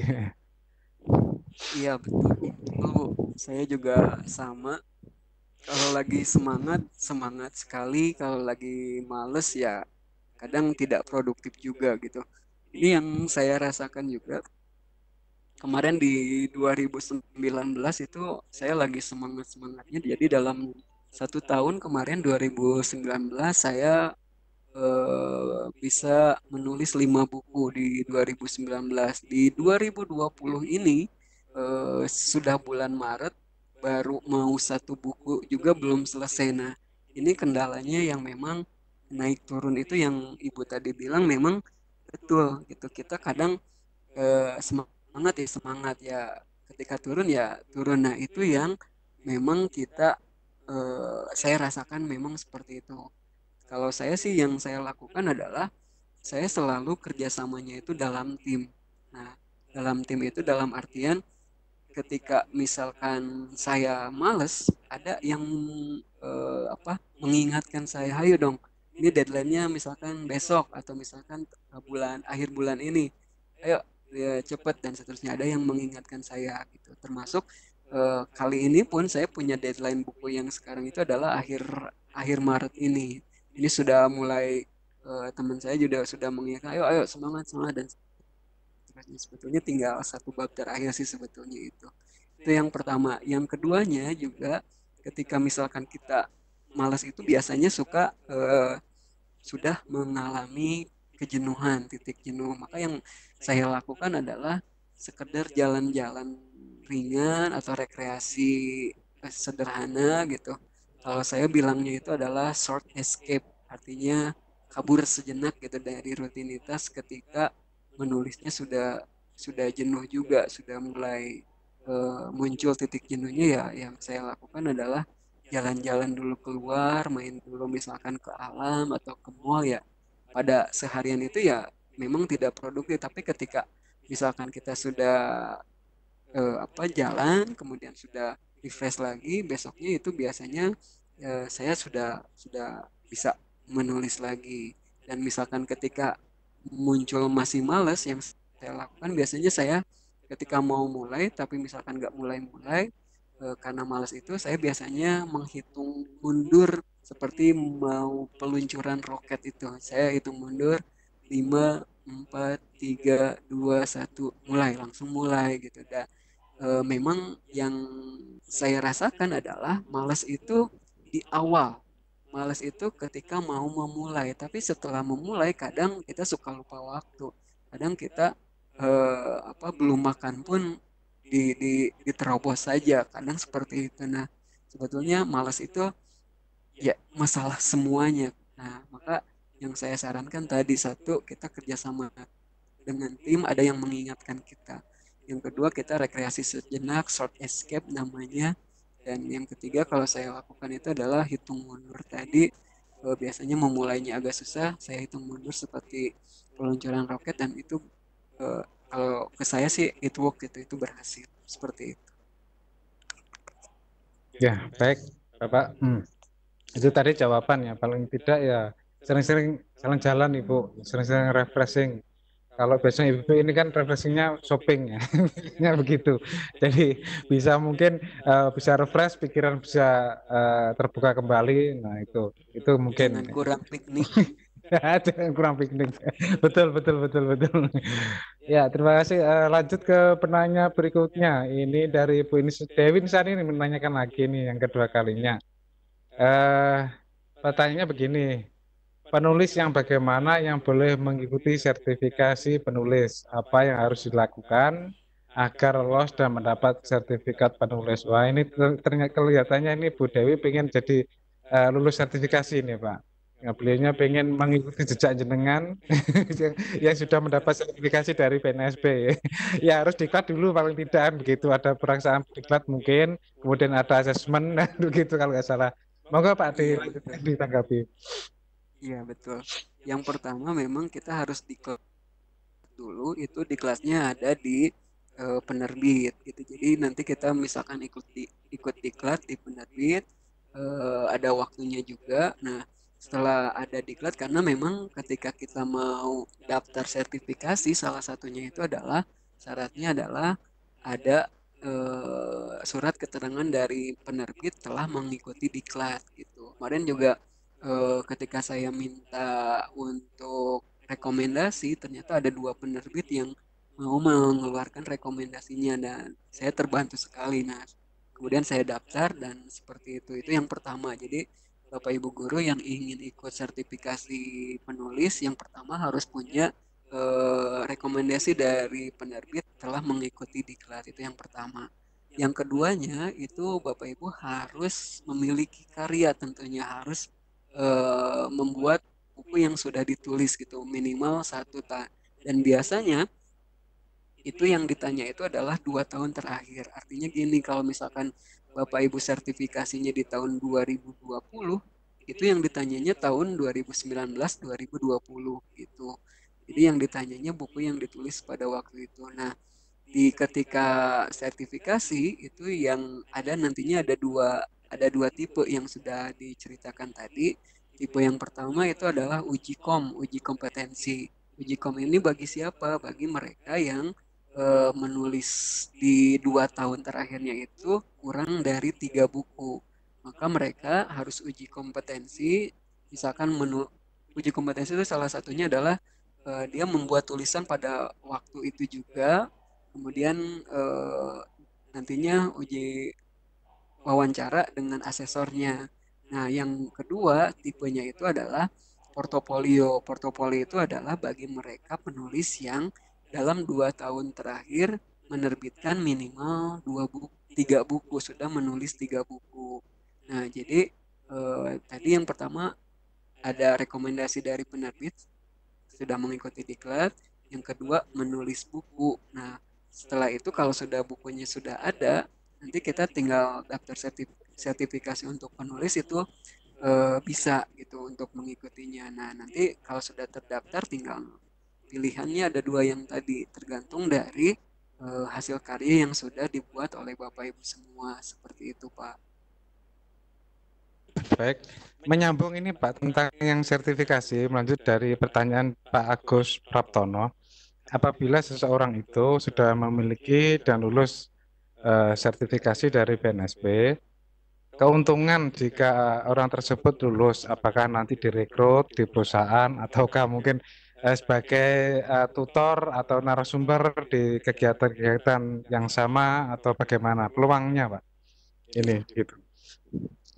Bagi mereka yang sudah sertifikasi itu biasanya penulis ini lebih diutamakan. Kenapa? Yang pertama, penerbit-penerbit buku itu biasanya cari penulis yang sudah bersertifikasi biasanya gitu. Jadi ketika kita sudah punya sertifikat sebagai seorang penulis, itu yang diutamakan.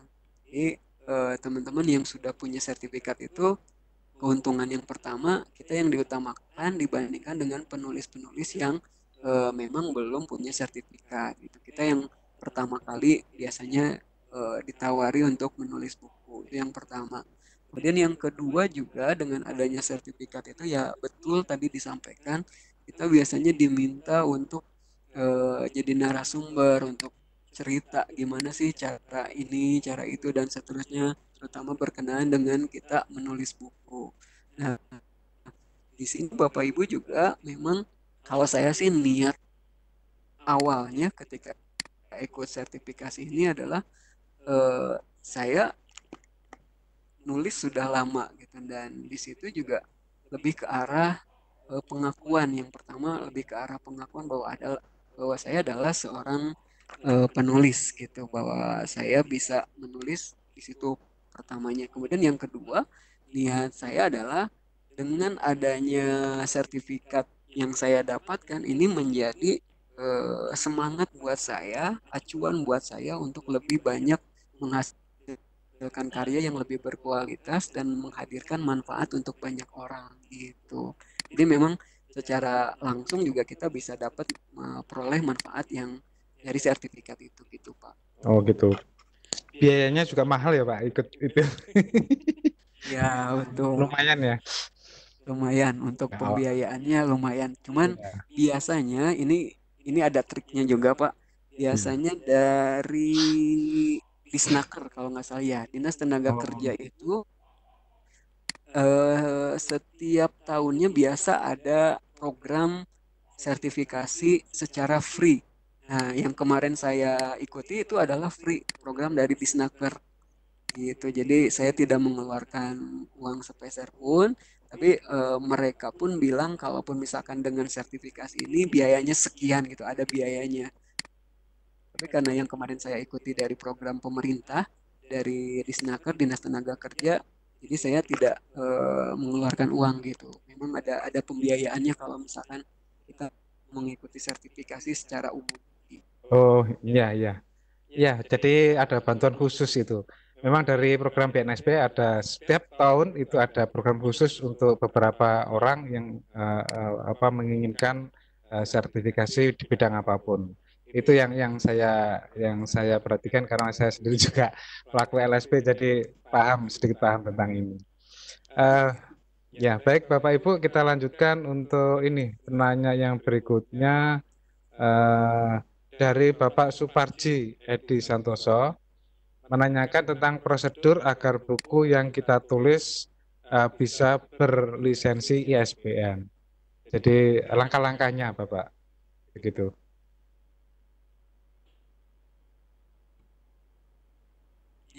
Oke. Untuk kita menulis buku sih sebetulnya kembali dulu ke niatnya dulu. Dan penerbit independen yang kita mau misalkan menerbitkan buku naskah yang kita tulis menjadi buku ber-ISBN mereka bisa gitu. Jadi kalau misalkan kita hanya niatnya atau tujuannya ingin punya buku ber-ISBN sebetulnya ke penerbit independen pun bisa gitu dengan membayar sejumlah uang kita dapat buku ber-ISBN berapa eksemplar itu perjanjiannya.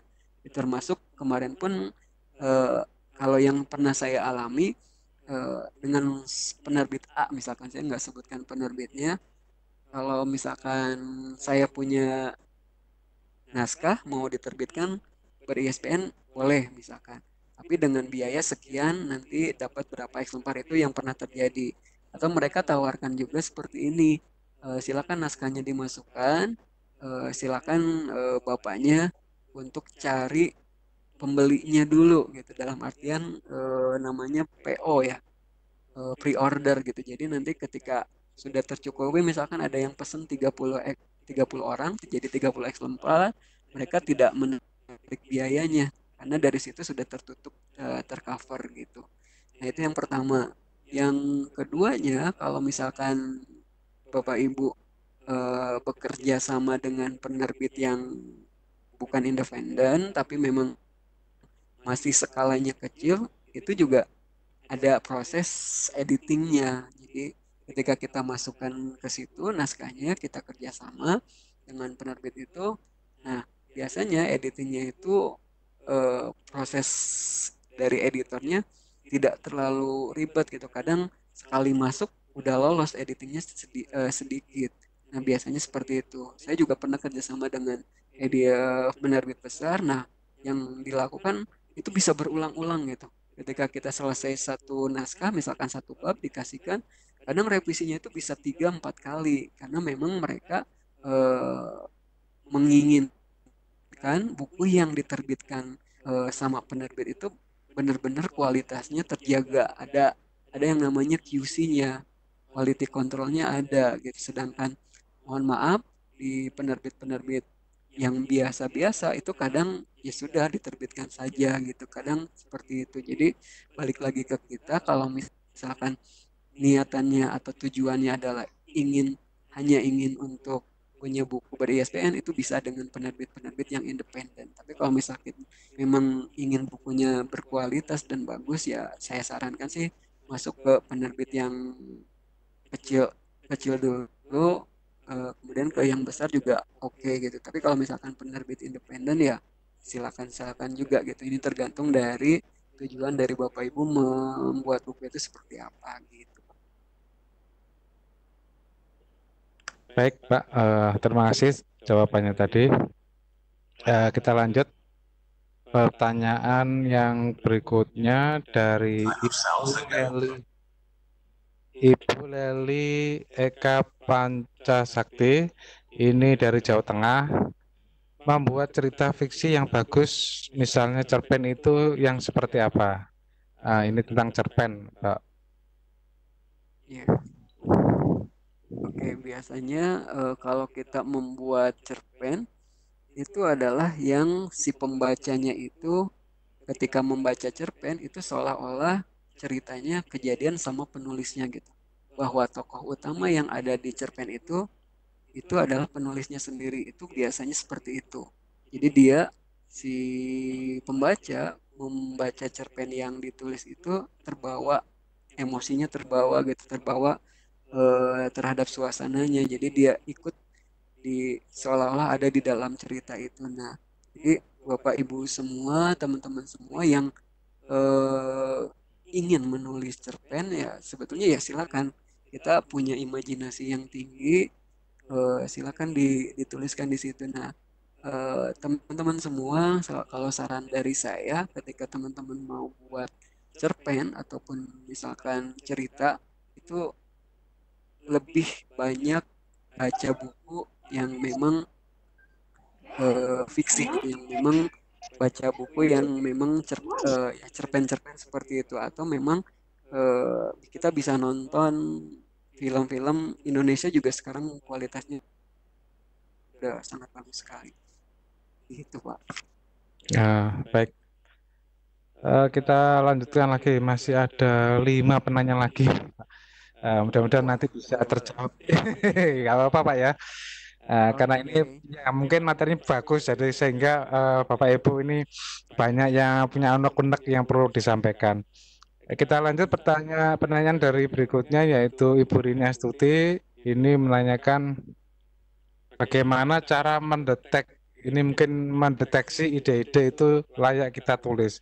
Artinya apakah sekilas ide kecil maupun besar itu harus kita tulis atau kita pilah-pilah atau bagaimana? Itu mungkin, Pak. Ya, Bapak Ibu, untuk ide yang muncul itu jangan dulu dipilah kalau saya bilang. Jadi ketika Bapak Ibu atau teman-teman semua di sini punya ide, itu yang kita tangkap dulu. Yang penting kita tangkap dulu aja, yang penting kita kumpulkan dulu. Kenapa? Karena susah lagi kalau misalkan si ide itu sudah menguap, sudah hilang begitu saja, kita cari idenya lagi agak susah gitu. Nah, maka yang saya sarankan itu adalah ketika kita punya ide, baik itu idenya kecil, idenya besar, atau idenya masuk akal, tidak masuk akal, kita kumpulkan aja dulu. Kita tulis misalkan idenya. Nah, barulah ketika kita sudah punya ide banyak, baru kita pilah gitu, mana yang realistis, mana yang bisa kita wujudkan, mana yang bisa kita eksekusi. Nah, itu kita bisa pilih, kita pilah juga di situ. Jadi jangan lakukan pemilihannya atau pemilahannya di awal-awal.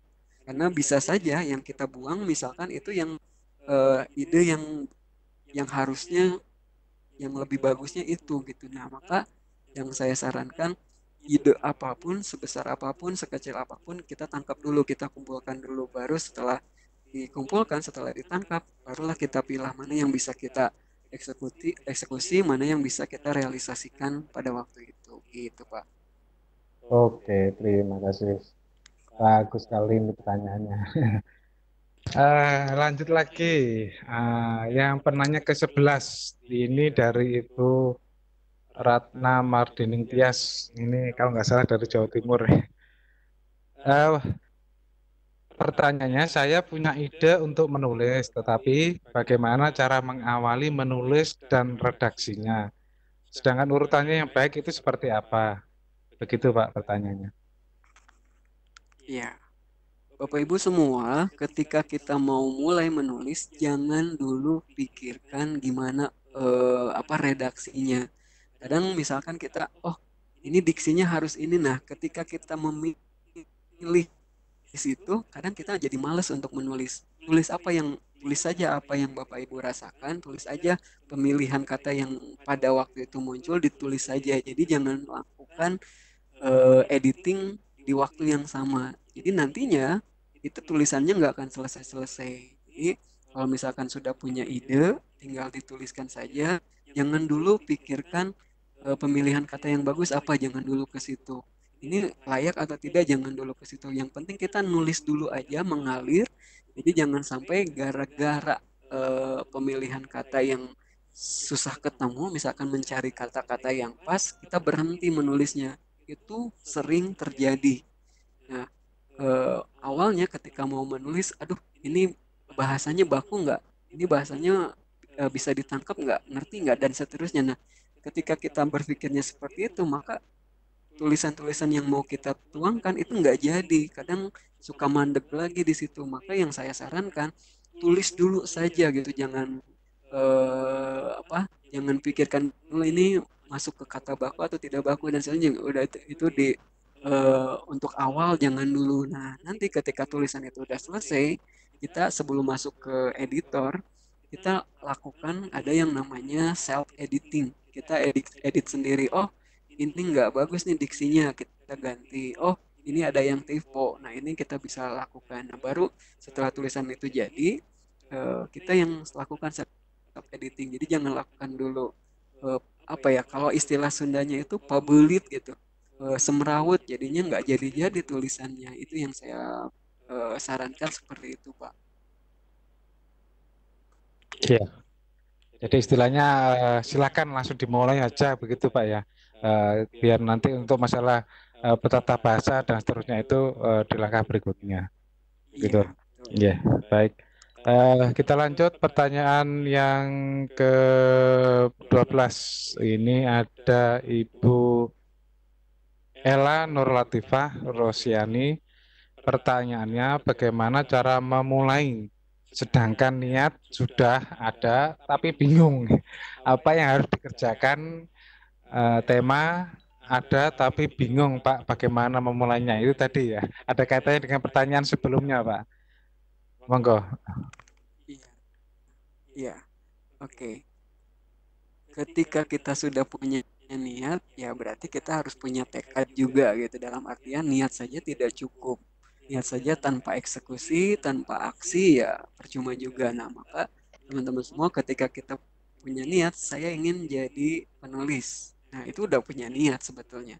Tapi ketika tidak dibarengi dengan aksi, ketika tidak dibarengi dengan eksekusi kita, ya nggak akan menghasilkan sesuatu. Nah, maka yang kita lakukan ketika sudah punya niat, langsung tentukan temanya mau apa gitu ya.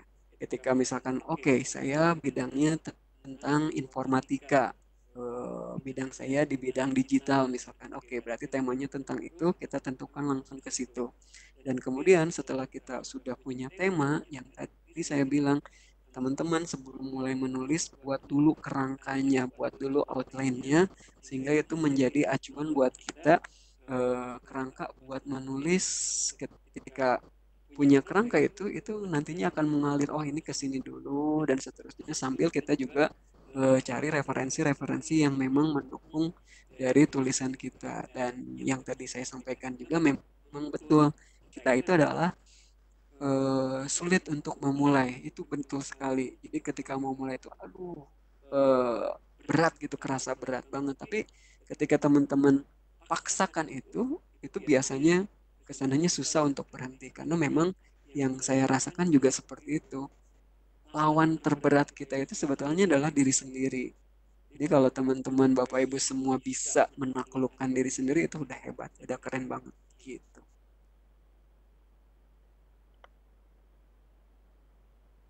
Cukup, Pak. Iya, Ya, kita lanjutkan ke penanya berikutnya ya, Pak. iya.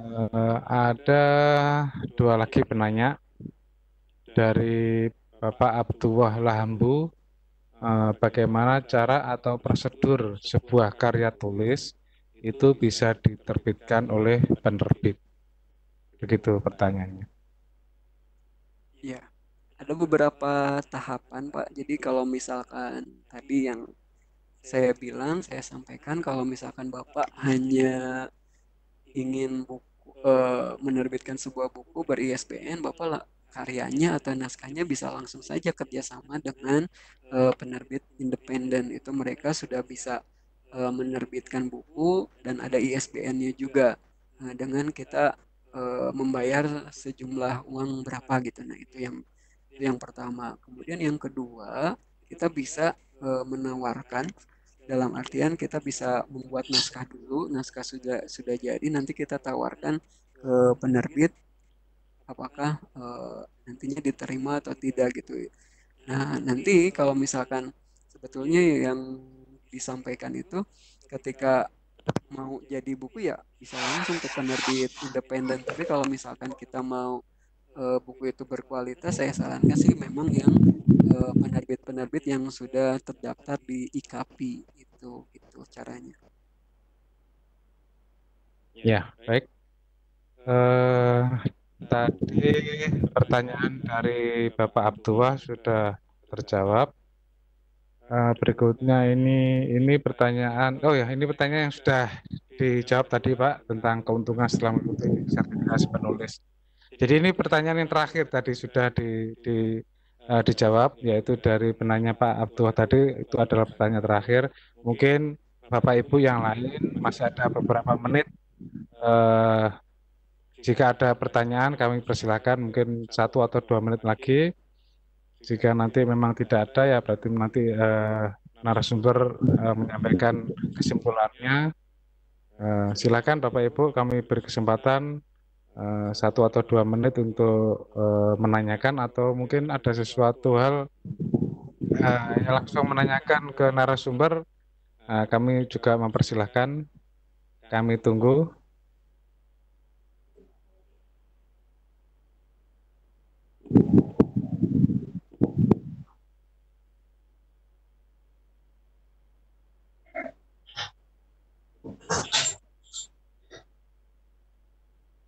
Ya, sambil menunggu penanya yang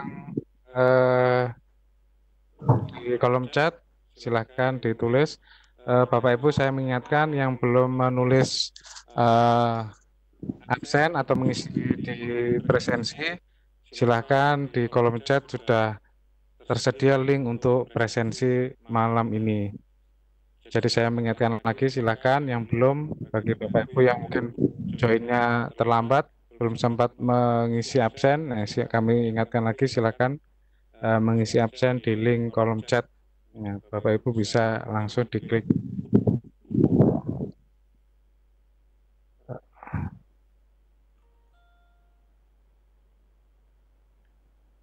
Baik, Bapak Agung, mengingat tidak ada lagi para Bapak Ibu peserta yang lain menanyakan pertanyaan, tiba waktunya Bapak Agung bisa menyampaikan kesimpulan dari pemaparan dari beberapa pertanyaan untuk malam ini.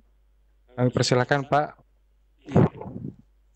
Bapak Ibu semua, ketika kita mau jadi penulis, artinya kita niatkan untuk membuat karya yang nantinya bisa bermanfaat untuk orang lain. Artinya niatan ini, niatan yang bagus itu adalah bisa menjadi amal jariah buat kita yang pahalanya terus mengalir. Ada 7 tips yang saya rangkum untuk menjadi seorang penulis, itu adalah akronim dari penulis. P, pilih tema yang akan ditulis. E, ekstra membaca buku. N, networking luas berkualitas. U, utamakan berlatih menulis. L, luangkan waktu menulis. I, ide tuangkan dalam tulisan. S, siapkan mentor terbaik. Nah, dari tips itu, kalau misalkan kita jalankan, itu akan sia-sia apa kalau misalkan teman-teman, Bapak Ibu guru tidak memulainya. Jadi segala sesuatu, semua niatan baik, kalau misalkan tidak dimulai dari sekarang, tidak ada actionnya, tidak ada eksekusinya, itu akan percuma saja. Jadi ketika Bapak Ibu mau jadi seorang penulis, berarti mulai saja. Itu saja yang saya sampaikan. Terima kasih atas perhatiannya. Mohon maaf atas segala kekurangannya. Saya kembalikan lagi ke Pak Haris. Silakan. Baik Bapak Ibu, terima kasih. Demikian tadi mulai dari awal Bapak Agung Maulana menyampaikan materinya, kemudian menjawab satu persatu beberapa pertanyaan dari Bapak Ibu semuanya. Mudah-mudahan materi yang disampaikan pada malam hari ini bisa bermanfaat bagi semuanya, bermanfaat bagi Bapak Ibu, dan juga mungkin bisa diimplementasikan sehingga terlihat perubahan, perbaikan itu ada. Mungkin yang sebelumnya belum punya ide, belum punya tulisan, mungkin bisa dituangkan, diimplementasikan mulai dari saat ini, besok, dan seterusnya. Terima kasih kepada Bapak Ibu Panitia Sadar IG yang ke-129 ini. Saya sendiri selaku host pada malam hari ini, bila ada kurang, ada salah kata, saya sebagai manusia biasa mohon maaf yang sebesar-besarnya. Marilah kegiatan malam ini kita tutup dengan bacaan hamdalah bersama-sama. Alhamdulillahirabbil alamin. Terima kasih Bapak Ibu, saya akhiri. Terima kasih semuanya, selamat beristirahat, jaga kesehatan, jaga kebersihan. Assalamualaikum warahmatullahi wabarakatuh. Waalaikumsalam warahmatullahi wabarakatuh. Pak Charis, di event di stop recording dulu. Pak Agung, terima kasih ya.